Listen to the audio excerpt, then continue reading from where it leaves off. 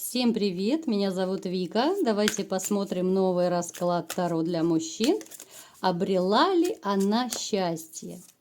Как всегда, настраивайтесь на расклад. Для энергообмена ставьте лайк, подписывайтесь на мой канал, делитесь видео с друзьями. И напишите, пожалуйста, в комментариях ваше мнение. Как вы считаете, вот если люди разошлись, то это все окончательно и бесповоротно, либо же вы считаете, что можно еще сохранить и дать второй шанс женщине, допустим, да, вот отношениям, семье. Вот как вы считаете, стоит ли дважды в одну реку входить или уже все? Итак, смотрим, в каких энергиях вы находитесь.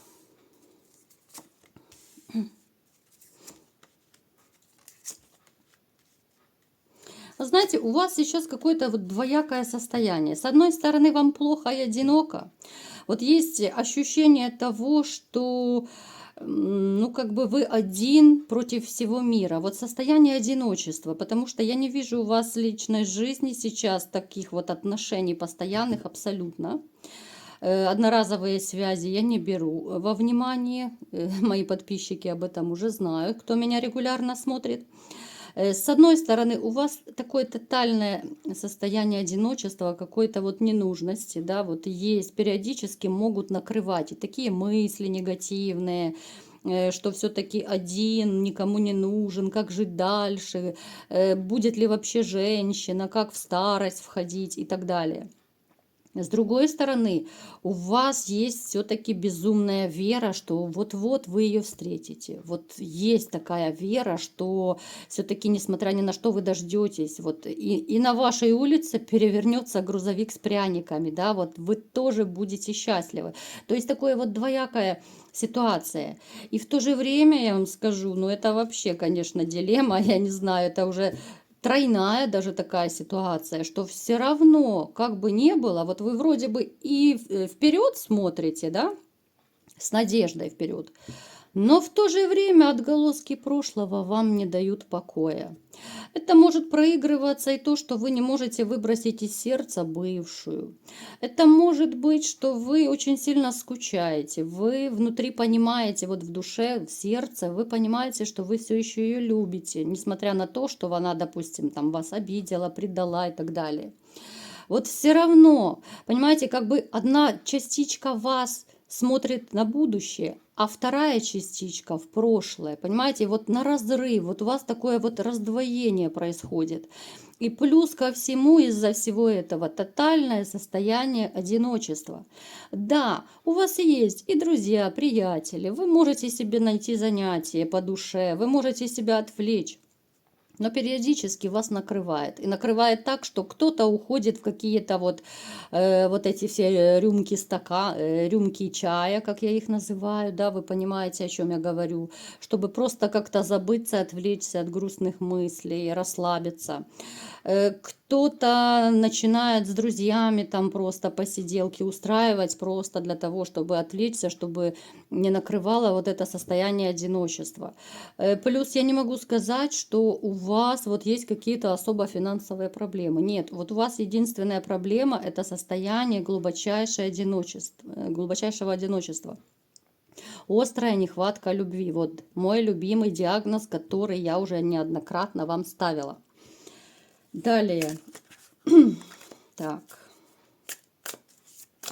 Что еще происходит в вашей жизни? Да, вот именно после разрушения, да, у нас башня выпала. После разрушения вам так и плохо.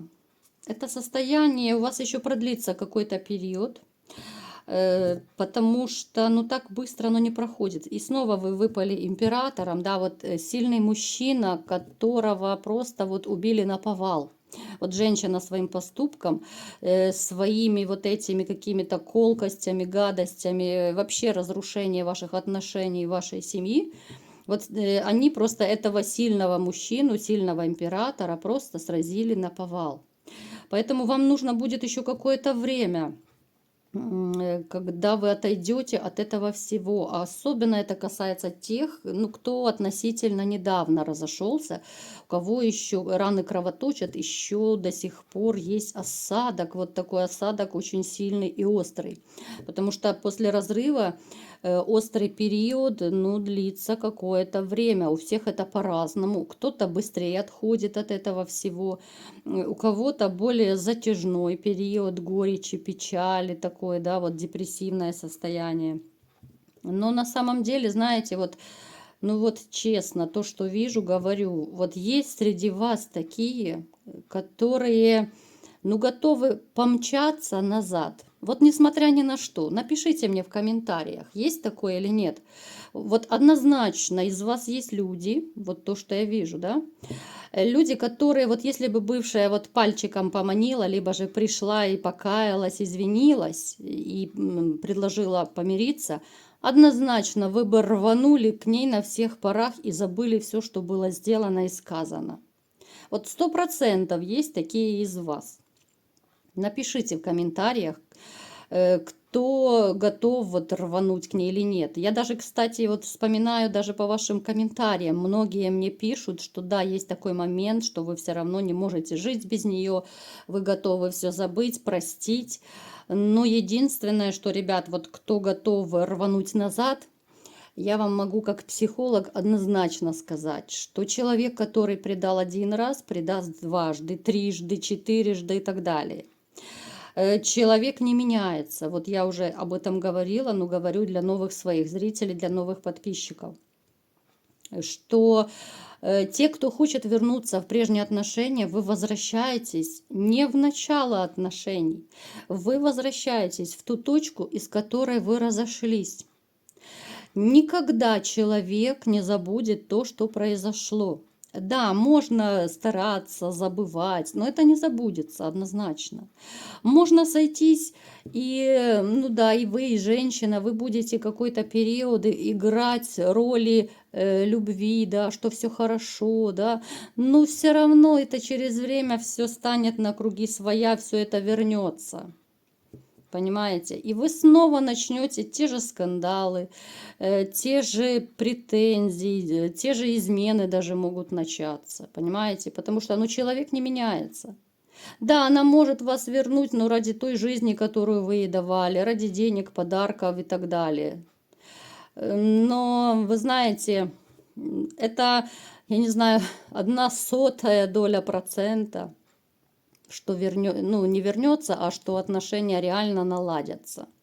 Ну, по статистике, ну, я не знаю таких людей, которые вернулись бы в отношения, и у них тишь да благодать бы была. Ну, нет таких в природе. Ну, не надо самообманом заниматься. Да, вы любите человека, но, наверное, проще все-таки переболеть, перестрадать и идти уже в новые отношения, но с другой женщиной. Потому что ну, дважды в одну реку не входят, не зря говорят. Вода уже будет другая в этой реке, течение другое, понимаете?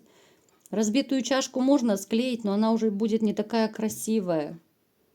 Все равно эта трещина останется. Вот как-то так. Немного я отступила, да, ваши любимые психологические пояснения, которые вы любите, да. Итак, смотрим далее. Какая же женщина пришла к нам на расклад? Женщина, без которой вам, да, без которой вам либо же плохо сейчас, либо же у некоторых проигрывается из-за этой женщины.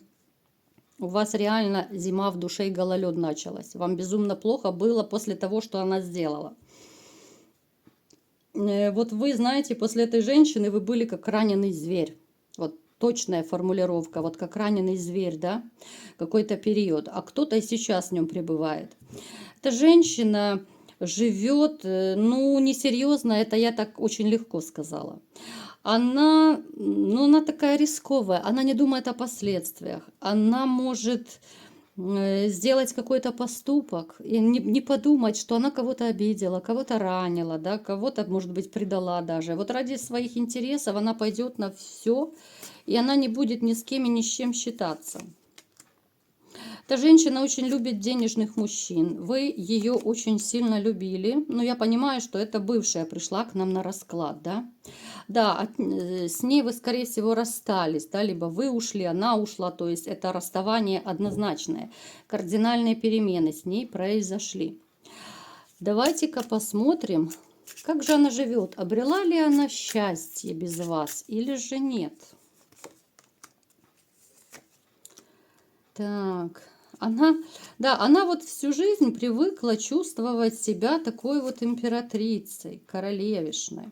Причем немаловажную роль в этом вы сыграли, потому что вы ее баловали, да, вот вы настолько сильно в нее вкладывались, что она одела корону и по сей день ее не снимает. Она очень любит деньги, она очень любит подарки, она очень любит посиделки, вот какие-то компании, подружки, могут даже проигрываться вредные привычки у нее.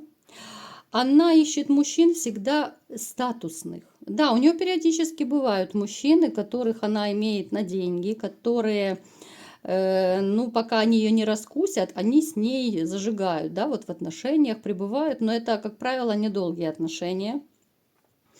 Она считает, что вот она такая королева, она достойна только статусных, таких обеспеченных мужчин. Ну, то есть, по-простому, это ходячий кошелек ей нужен.